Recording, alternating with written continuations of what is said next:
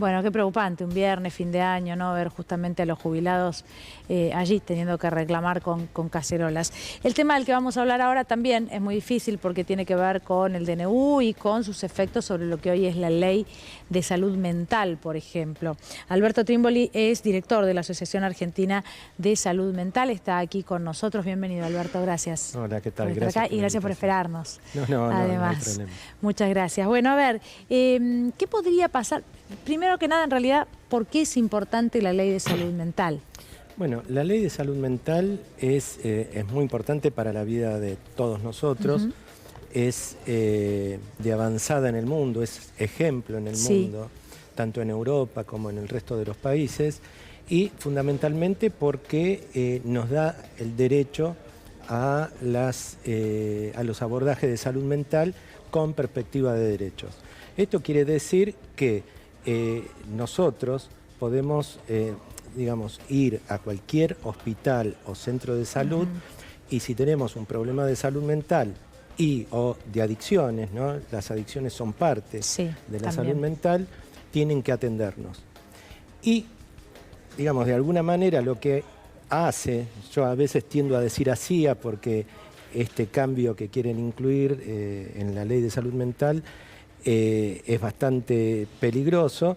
Lo que hace la ley de salud mental hoy es que nosotros tengamos derechos a internaciones, si son necesarias, en hospitales generales, evitando la discriminación. Digamos. No hay ningún motivo para que una persona que tenga problemas de salud mental o adicciones tenga que internarse en un manicomio, en una clínica psiquiátrica, en un hospital psiquiátrico, neuropsiquiátrico o como lo están llamando últimamente, hospital especializado. No hay ninguna razón.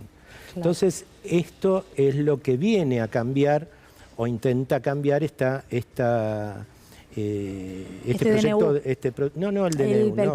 proyecto de modificación, la ley Ómnibus. La ley Ómnibus. Sí, lo que pretende es muchísimas otras cosas, que es que en lugar de que sea el equipo interdisciplinario el que evalúe y firme una internación involuntaria, por ejemplo, haya casos en que lo haga el juez, por su sola convicción. No sabemos a qué se refiere con convicción, pero si al juez se le ocurre que alguien de nosotros tiene un problema de salud mental, hay presencia de riesgo para sí o para terceros, por su sola convicción, interna. Pero un juez no tiene conocimientos médicos. No tiene. Bueno, esto era lo que pasaba antes de la Ley Nacional de Salud Mental, que sigue vigente y esperamos que siga vigente por siempre. Esto es lo que intentan cambiar, digamos, ¿no? Que el juez primero interne y después sea un equipo interdisciplinario el que evalúe. Sabemos los tiempos de la justicia y pueden pasar muchísimos días, meses, hasta que una persona sea evaluada para ver si sigue internada o no en forma involuntaria. Otra cuestión que se cambia es que hoy hacen falta 2 firmas para una internación involuntaria, una de las cuales tiene que ser psicólogo o psiquiatra y otro integrante del equipo. En este proyecto de ley, lo que se intenta es que sea solamente una persona, un profesional. Psicólogo solo un profesional o psiquiatra. En vez de 2. Claro, uno.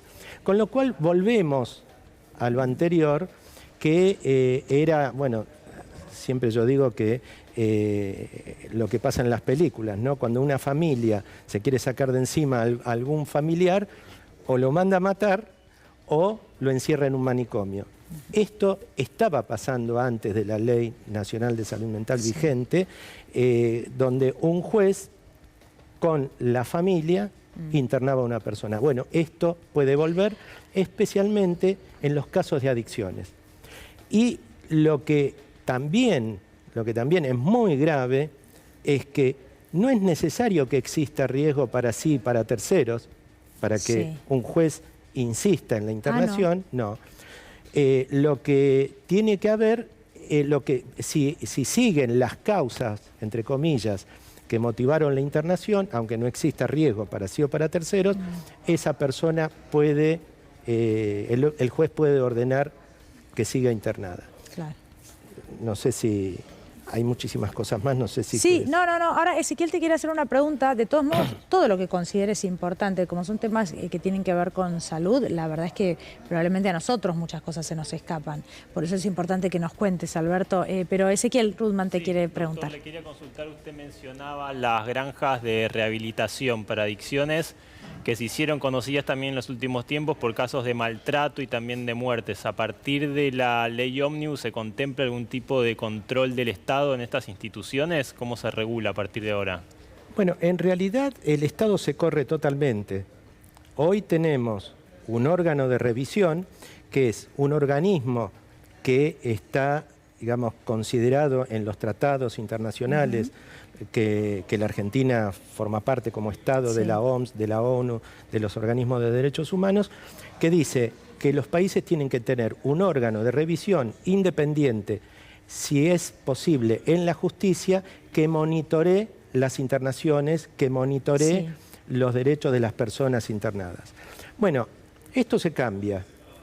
Pareciera que es algo totalmente distinto, no se sabe dónde va a estar ubicado, pero hoy la conformación es del Estado, de organismos de derechos humanos, de asociaciones de profesionales y también de organizaciones de usuarios. Corre a las organizaciones de usuarios y familiares, que son los usuarios del sistema de salud mental, lo corre e incluye, y gracias por la pregunta, una figura que es el técnico en adicciones, un psicólogo, un psiquiatra, un técnico en adicciones y un técnico en minoridad y familia, digamos. Y el Estado no está, digamos. Hay un corrimiento del Estado. Claro.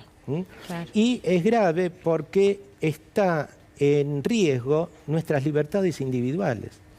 Porque se puede tomar como internación, pero si esa internación no está bien hecha, es un encierro ilegal. Sí, no, porque es muy ninguna peligroso. persona tiene tendría que estar encerrada si no hay motivo. Si no tiene que estar ahí, ¿no? Claro. Alberto, pero hay algo que decía Ezequiel y me quedé pensando. Es cierto que se conocieron casos últimamente. Yo recuerdo el caso del Teto Medina, una granja, bueno, donde tenían gente en condiciones que realmente eran casi delictivas o delictivas, ¿no? Investigar a la justicia, pero que no debía ser. Yo pensando en esto y en la pregunta de Ezequiel, digo, bueno, evidentemente hay controles que fallaron, hay cosas que debían mejorar, pero esto podría ser la metáfora de la Argentina de hoy. Hay muchas cosas que deberían mejorarse, pero tal vez eso era la excepción y no la totalidad de este tipo de centros. Lo que hace falta es que se corra el Estado y que haya menos control, o lo que hacía falta es que hubiera más control y que se detectara esto, que de hecho se detectó y por eso hay una causa judicial.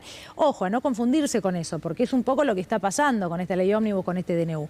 En este caso, ¿usted coincide que es por ahí, no con el corrimiento del Estado, sino con... No, por supuesto. ¿Cómo se hace? Yo creo que lo que tenemos que reconocer es que la Ley Nacional de Salud Mental avanza muy lentamente. Sí. La aplicación. La aplicación, claro, sí. La aplicación. ¿Cuánto tiempo tiene la ley, perdón? 13 años. 13 años y 10 de su reglamentación. Sí. Esto es cierto. Hay jurisdicciones que, por diferentes razones, hay muchos directores de salud mental que son dueños de clínicas psiquiátricas y entonces, ¿cómo no van a querer incluir ahora de vuelta este tipo de porque abre la puerta a un negocio, ¿no? Pero claro, es como que se libra, ¿no?, al juez, a las familias también, y a las clínicas y comunidades terapéuticas a internar todo aquello que quieran. Y el tema de las comunidades terapéuticas es importante porque antes no era la excepción esto que comentabas. Antes era algo bastante común. Yo trabajo en el Hospital Álvarez, todavía quedan algunas, pero gracias a la Ley de Salud Mental se había avanzado bastante en los controles. Yo trabajo en el Hospital Álvarez y coordino el área de adicciones y nosotros recibimos hoy pacientes que venían de alguna de estas comunidades donde fueron literalmente secuestrados, la familia con la institución, la persona no quiere internarse y entonces van, simulan un secuestro y se lo llevan. Personas que por el solo hecho de decir alguna palabra prohibida en la comunidad, lo manguerean con agua fría. Esto está pasando hoy, pero mucho menos. Ya la mayoría de las comunidades terapéuticas han avanzado, gracias a la Ley de Salud Mental, a adecuarse a una perspectiva de derechos. De esta manera se libraría al mercado, digamos, ¿no? Que las organizaciones, que las instituciones hagan lo que quieran, prácticamente sin control. NASA, ahora me quedo pensando, ahí vamos, NASA, pero también esto que me acaba de decir al principio, ¿no? De muchos de las personas que trabajan en salud mental, que son directores, son los que después hablan en las clínicas. Acá no sucedería algo similar a, por ejemplo, lo de los farmacéuticos reclamando para que no se avance con esta ley ómnibus o este DNU, sino que en este caso parte del sector estaría viendo la puerta abierta a un posible negocio. Entonces probablemente nadie va a reclamar ni se va a quejar. No, este sector segurísimo no se va. Claro. Aparte, son estos sectores que se opusieron hace 13 años cuando la ley empezó a estar vigente. Se opusieron desde hace 30 años y encontraron el terreno fértil en este momento para imponer sus intereses, porque son intereses económicos. ¿NASA? Alberto, por un lado, consultarle si todo esto que usted está explicando no suena cierta, o sea, qué es lo que quieren implementar, quiero decir, no suena un poco estigmatizante, ¿no?, respecto a quien sufre de algún problema de salud mental. Y segundo, preguntarle cuál es la incidencia en Argentina, ¿no?, respecto de las problemáticas de salud mental. Quiero decir, ¿hay algún porcentaje de argentinos que indique cuántos por ahí tienen al menos diagnosticado algún tipo de problema de salud mental en el país? Bueno, estadísticas, como siempre se dice, en Argentina mucho no hay. Pero la OMS estima que el 25% de las personas habitantes en el mundo en algún momento van a tener o han tenido un problema de salud mental. La depresión va a ser la principal causa de discapacidad en 10 años, pero lo que sí hay estadísticas de un censo que se hizo hace algunos años que indica que hay 12.000 personas internadas en nuestro país con un promedio de internación de 8 años. Puede ser 2 meses, 6 meses, un año, hasta 40 o 50 años. Claro. Y esto, digamos, de alguna manera, con esta ley, imagínense con una ley que incentive las internaciones y que nos retrotraiga casi a la Edad Media, donde las personas con problemas de salud mental eran consideradas peligrosas, asesinas, donde, bueno, esto de la estigmatización que se mencionaba recién, tiene que ver con esto. Por eso insisto, que no es necesario que se internen personas fuera de los hospitales generales, ahí donde nosotros todos tenemos derecho a ir, digamos, no hay ninguna razón. Claro. Y para aclarar que esto es posible, yo trabajo hace más de 30 años en el Hospital Álvarez, que tiene una sala de internación para personas con problemas de salud mental, 4 hospitales de día para personas con problemas de salud mental, incluido el de personas con problemas de consumo, y también una guardia a las 24 horas. Y es un hospital general. Claro.